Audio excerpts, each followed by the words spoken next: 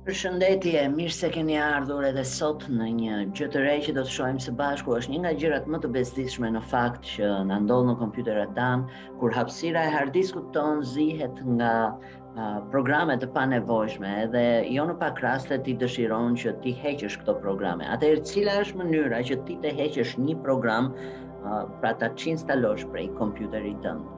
Për këtë mjaftojmë të shkojmë tek komanda search që ndodhet në Windows 10, por pothuajse të gjitha versionet e Windowsit e kanë komandën search Windows dhe aty shkruajmë fjalën control panel dhe në control panel na shfaqet një dritare e re në të cilën kemi një nën komandë që quhet programs dhe tek kjo nën komandë kemi një tjetër nën komandë që quhet uninstall a program.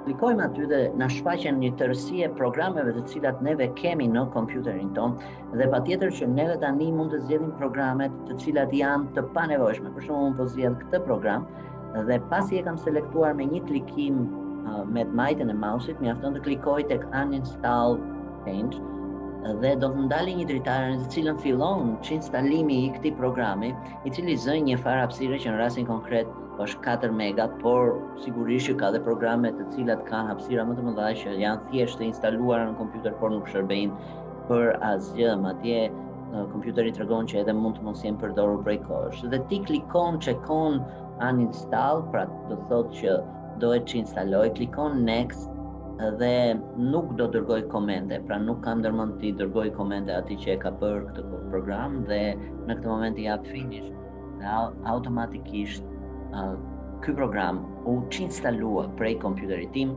dhe hapësira prej 4 mega që nuk është shumë, por që gjithsesi është diçka, lirohet brenda kompjuterit, brenda hard diskut tim. Dhe tani edhe në listën e programeve ai program nuk është më. Kështu që faleminderit që e pat edhe shihemi së shpejti në videon e radhës. Mirupafshim.